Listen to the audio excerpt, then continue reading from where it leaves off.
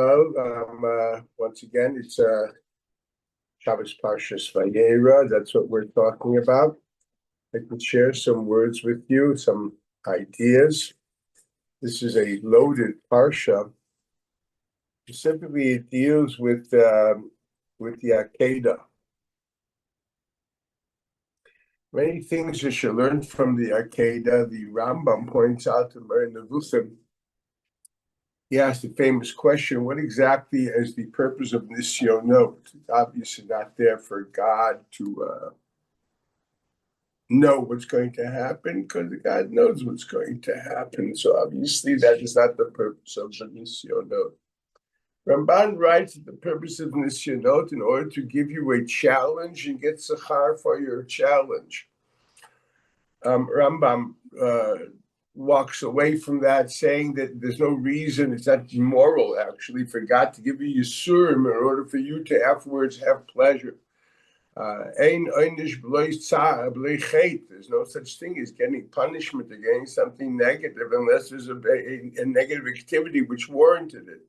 So he totally walks away from that approach of the Ramban. The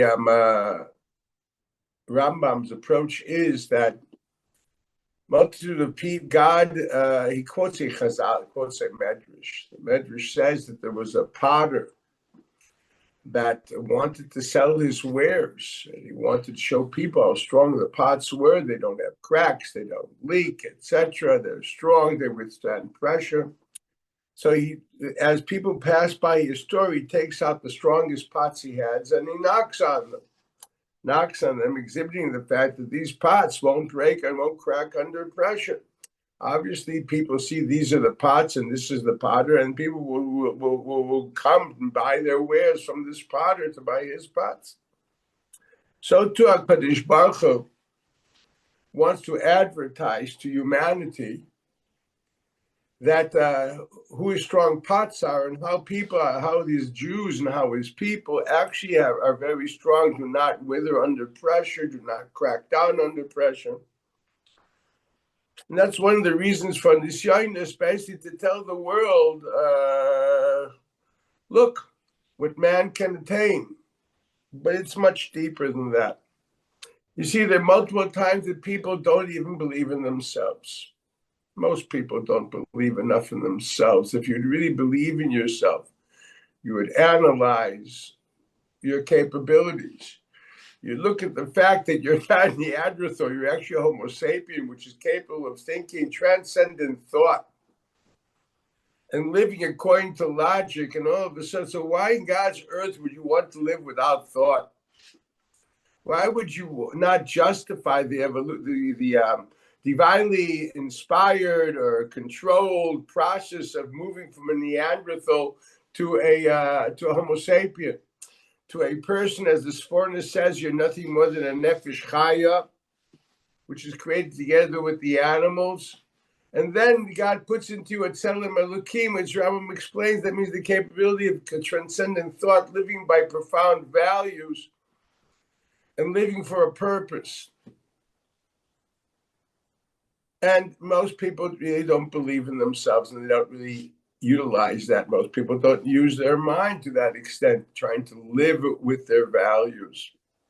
Every so often they remember when they're under a certain crisis, but basically we eat things which aren't healthy. We live our lives pushing towards things which are really meaningless. We don't ask the questions that I mentioned yesterday in the Shiur. Everything you do is my timer. Why do you want this? What part of me does this stem from? Is it just my sensuous self which wants to have animal pleasures? Then God help me, why do you have that big cerebellum which allows you to think of values?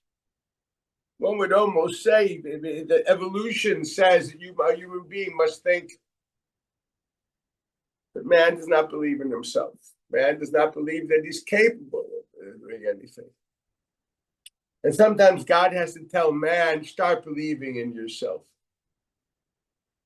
This is basically the major idea behind the Musar teachings of Reb Nosson Tzvi Finkel of Slobodka, the famous Saba of Slobodka, what they used to call the Torah of godless Adam. The majesty of man equals believe in yourself. Believe that you can make a decision, believe that you can control, believe, and this is what it is. You look at Avraham Avinu, a man that went through a major, really hard life. He basically was a tremendous revolutionary. He's called Avraham Ivri, ki kol ha'olam me'evra ha'echad v'hu me'evra ha'sheni. The whole world is totally engulfed and immersed in paganism, in pleasure. You can see the Chatoim found at the end of Parashah Bereshis. They're into perversions, they're into animal pleasures, and he's a man talking about monotheism and a one infinite God of values and blessing God and looking up towards God and the source. It's Kala Ayla Me'evra Echad V'hu Me'evra Hasheni. He's in total opposition to the world, to the extent that they even wanted to eradicate him. If you recall, that's why he had to leave Ur Kasdim. God sends him off to the land of Canaan, and he starts proselytizing and creating a nation, literally.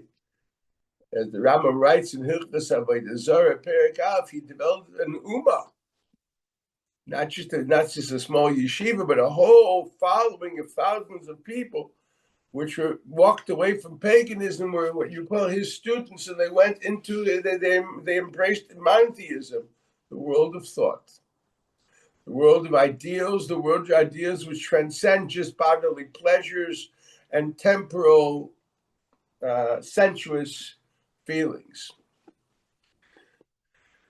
This man is an old man. He doesn't have a child. Goodness sakes, and he wants a child. Now, he doesn't want a child because of his paternal instincts. That is normally attributed to the woman. But rather, no, it's he wants a child to continue his revolution. Now, every revolution, after having the great revolutionary, needs a stabilizer, someone which will bring that climb to the mountain to a plateau and concretize the meaning of that revolution, taking it out of its revolutionary stage into being what you would call normal, a plateau. If that doesn't happen, that revolution falls apart. I.e., take an example for Cuba. Cuba never had that thing. They were living together with Fidel, the great revolutionary, living that way, and that's why they were driving 56 Fords in 2010. You can't be Che Guevara all your life. You have to take that to the stage of the plateau. And he understood that if this revolution of monotheism doesn't come to that plateau with a child, which will be his disciple, it'll dissipate. There won't be a revolution. And monotheism will go down and sink. He prayed and God gave it to him. At the age of 100. He nurtured him. He did not learn anywhere else until post the Akedah. He was a student, total student for 36 years of his father. As the pasuk says, Eila Todlis Yitzchak, Avraham Eilat Yitzchak, etc. They looked the same. One almost cloned the other. He had a different avenue of avodas Hashem, but basically the values were total that. His job, as you see carefully, is not to revolutionize, but to plateau. And thus this great revolution continues and becomes what we see today. The world, which is, at least the Western world, is predominantly monotheistic. And now God suddenly tells him, destroy this child. That child, he's a grown man, probably working together with him. He's already 36. What does it take to give up your dream? What does it take to say, okay, when God says destroy my son, it means to say that this revolution will cease to exist and everything I lived for, all the pain that I suffered, all the running and doing, all of that will be for naught. And the man says yes. No questions asked. He walks away. If you look carefully at all his challenges, he walks away from his homeland. He walks away from his family. He walks away. He loses his wife. And then she comes back, but he thought he was losing her. And now he's about to lose his child and his own life. He gives away everything. Why? Because that's what God wants. He's a purely altruistic person, does nothing more than seeks the truth, and there is no personal agenda whatsoever. His intellectual honesty is so clear. His total subjugation to the will of God is beyond perception. There's no questions asked, and he says yes, and he does it. And he has 3 days to think about it, and he doesn't hesitate. To the extent that Chazal say that after God told him don't do it, he said, well, maybe we should do a bit. He wants the will of God to be fulfilled. This is what God has taught us. Believe in yourself. You can attain even that. The human being can attain pure intellectual honesty, pure service of God, actually altruism. Frightening thought. And God says in the Akedah, believe in yourself. I want to wish and pray that we will take this lesson, start looking at what we really can be.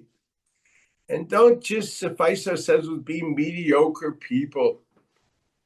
And once your foot there once called me in, he said, what are the two biggest Averas in the Torah? So obviously I kept my mouth shut. And he said, Asur liot benuni. Man should never be happy to be mediocre. Asur liot shoteh. Man should not live without thought. This is what I see from the Akedah. The Akedah teaches the man does not have to be a Benuni. Man can strive for greatness, for mind over matter, to the idea that he lives with ideals, not with feelings alone, but his feelings stem from profound ideas and understandings. A man definitely will live with das and won't be a shota. He will not be a Talmud Chacham She'ein Bo Deya. He will be a tremendous Yesh Bo Deya. Have a great Shabbos and, think about it. Bracha v'atzlacha.